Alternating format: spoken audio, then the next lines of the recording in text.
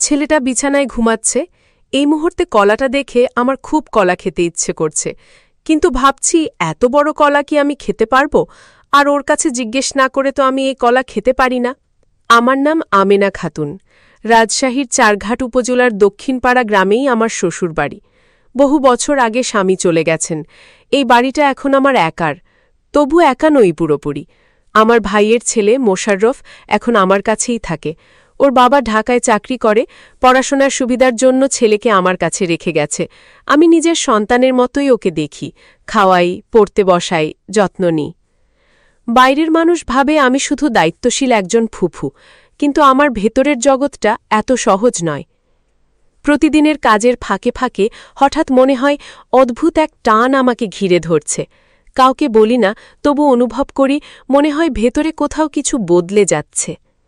ভোরে আজান হলে আমি উঠি, রান্নাঘরে যাই, ভাত বসাই। কখনো দরজার ফাঁক দিয়ে দেখি মোশাররফ আধো ঘুমে আমার দিকে তাকিয়ে আছে, চোখে এক অচেনা ভাব। আমি ভান করি কিছুই বুঝিনি, কিন্তু বুকের ভেতর যেন হালকা কাঁপন জাগে।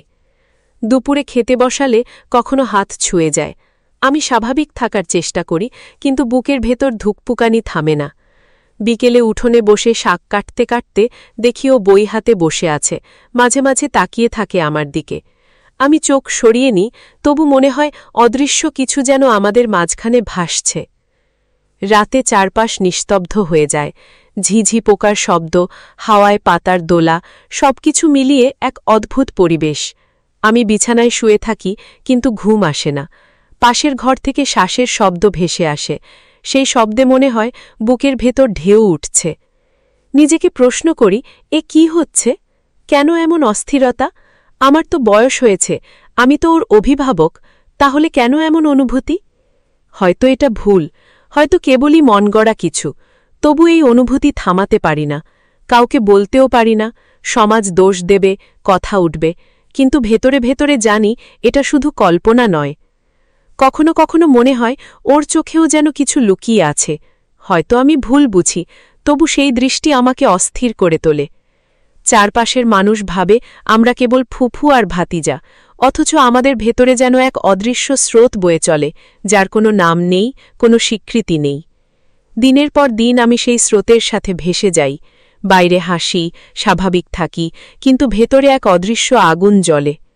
মাঝে মাঝে আয়নায় নিজের মুখ দেখি, চোখে ক্লান্তি, ঠোঁটে না বলা কথা, বুকের ভেতর জমে থাকা দীর্ঘশ্বাস।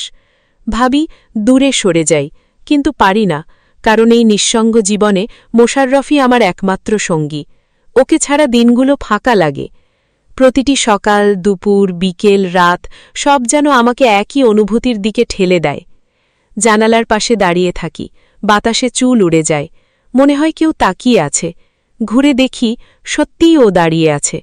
আমরা কেউ কিছু বলি না, তবু সেই নীরবতায় হাজার কথা লুকিয়ে থাকে। এই নীরবতাই আমার প্রতিদিনের সঙ্গী, এই নীরবতাই আমাকে ভেতর থেকে জ্বালায়। একদিন দুপুরে ওকে খেতে দিচ্ছিলাম, ভাত তুলতে গিয়ে হাত কেঁপে উঠল। ও অবাক হয়ে তাকালো।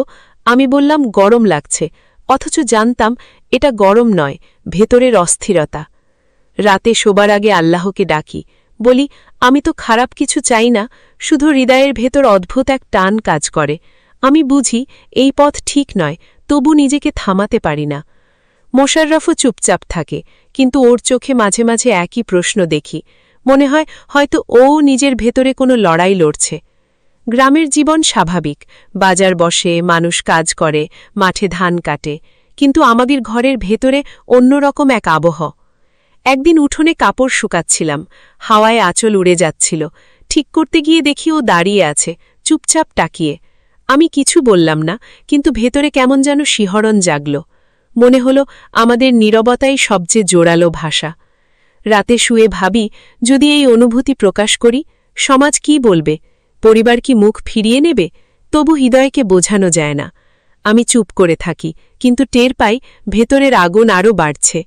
নিজেকে দেখি, বয়সের ছাপ পড়েছে, তবু ভেতরে এখনও অদ্ভুত এক কম্পন কাজ করে। আমি লুকোতে চাই, আবার চাই না। আমি জানি না এই গল্প কোথায় গিয়ে শেষ হবে, শুধু জানি আমি আর আগের মতো নেই। প্রতিদিন নিজেকে সামলাই, কাজে ডুবে থাকি, রান্না করি, ঘর গোছাই, কিন্তু কোনো না কোনো মুহূর্তে সব ফিরে আসে। একদিন বিকেলে সবজি কাটতে গিয়ে হাত কেটে গেল, রক্ত বের হল। মোশাররফ দৌড়ে এসে আমার হাত ধরল, বলল সাবধানে থাকতে হবে। সেই মুহূর্তে বুকের ভেতর কেমন যেন দোলা লাগল। আমি বললাম কিছু হয়নি, কিন্তু জানতাম কিছু একটা বদলে গেছে। রাতে সেই মুহূর্তই বারবার মনে পড়ল। জানালার বাইরে চাঁদের আলো ঢুকছিল, মনে হচ্ছিল সেই আলোও যেন আমাদের গোপন অনুভূতি জানে। আমি চাদর টেনে নিই, তবু আলো আটকানো যায় না, ঠিক সেরকম অনুভূতিও থামে না। আমি ভাবি, এভাবে আর কতদিন? ভয় পাই কেউ বুঝে ফেলবে। গ্রামে মানুষ সামান্য বিষয়েও কথা বানায়, অথচ এত বড় কিছু জানলে কি হবে? তবু মনে হয় যদি এটা ভুল হয় তবে কেন হৃদয় এত জোরে টানে? অনেকবার দূরে থাকার চেষ্টা করেছি, চোখ এড়িয়ে চলেছি, কিন্তু যত দূরে যাই টান তত বাড়ে। মনে হয় আমি এক অদ্ভুত ফাঁদে আটকে গেছি, তবু সেই ফাঁদ থেকে বের হতে ইচ্ছে করে না।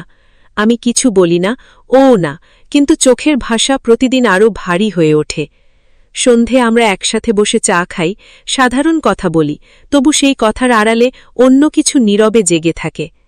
আমি প্রার্থনা করি সঠিক পথ দেখানোর জন্য, নিজের মনকে প্রশ্ন করি, এটা কি? আমি জানি এই অনুভূতি লুকিয়ে রাখতে হবে, তাই নিজেকে ব্যস্ত রাখি, কাজের ভান করি, দূরে থাকি, কিন্তু স্মৃতি, দৃষ্টি, নীরবতা সব মিলিয়ে আবার আমাকে টেনে আনে। রাতে কখনো মনে হয় সব খুলে বলি, আবার মনে হয় তাতে ঝড় উঠবে, তাই নীরবতাকেই বেছে নিই।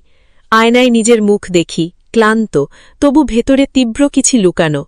প্রতিদিন সকালে নতুন করে শুরু করি, ভাবি আজ সব ভুলে যাব, কিন্তু বিটিল নামতেই সব আবার ফিরে আসে। আমি নীরবে বাঁচি, নীরবে কাঁদি, নীরবে হাসি। আমি জানি এই টান সহজে যাবে না। আমি শুধু অপেক্ষা করি সময়ের, হয়তো একদিন সব ভেঙে পড়বে, কিংবা কখনোই প্রকাশ পাবে না। কিন্তু একটা সত্য অস্বীকার করতে পারি না, আমার প্রতিটি নিঃশ্বাস এখন আর আগের মতো নেই। চলুন গল্পের পরের অংশে এগিয়ে যাই। সেদিন রাতটা অন্যরকম ছিল, আকাশে পূর্ণিমার চাঁদ, চারপাশে অদ্ভুত নীরবতা। আমি জানালার পাশে দাঁড়িয়েছিলাম, দূরের তালগাছের ছায়া মাটিতে লম্বা হয়ে পড়েছে, বাতাসে একটা শীতল স্পর্শ, অথচ আমার ভেতরে যেন উল্টো, উষ্ণ, অস্থির। হঠাৎ মনে হল এই নীরবতা আর সহ্য হচ্ছে না। আমি ধীরে ধীরে জানালা বন্ধ করে বিছানায় বসে পড়লাম। নিজের বুকের উপর হাত রেখে বুঝতে চাইলাম কেন এত অস্থিরতা, কেন এই টান আমাকে ছেড়ে যাচ্ছে না। সেই রাতেই আমি একটা সিদ্ধান্ত নিলাম। পরদিন ভোরে নামাজ শেষে দীর্ঘক্ষণ দোয়া করলাম, মনে মনে বললাম, আমাকে শক্তি দিন, যেন আমি নিজেকে ঠিক রাখতে পারি, যেন ভুল পথে না যাই। সকালের আলো উঠোনে পড়তেই আমি নিজেকে কাজে ডুবিয়ে দিলাম। রান্না, ঘর গোছানো, পানি তোলা, সবকিছু যেন ইচ্ছে করেই দ্রুত করতে লাগলাম, যেন ব্যস্ত থাকলে মন অন্যদিকে যাবে। মোশাররফ তখনও ঘুমাচ্ছিল। আমি চেষ্টা করলাম ওর দিকে না তাকাতে, কিন্তু তবুও একবার চোখ পড়ে গেল। শান্ত মুখে ঘুমিয়ে আছে, একদম নির্ভার। আমার বুকের ভেতর হালকা কষ্টের মতো কিছু জমল। আমি নিজেকে ধমক দিলাম, এইভাবেই চলতে থাকলে সবকিছু ভেঙে যাবে।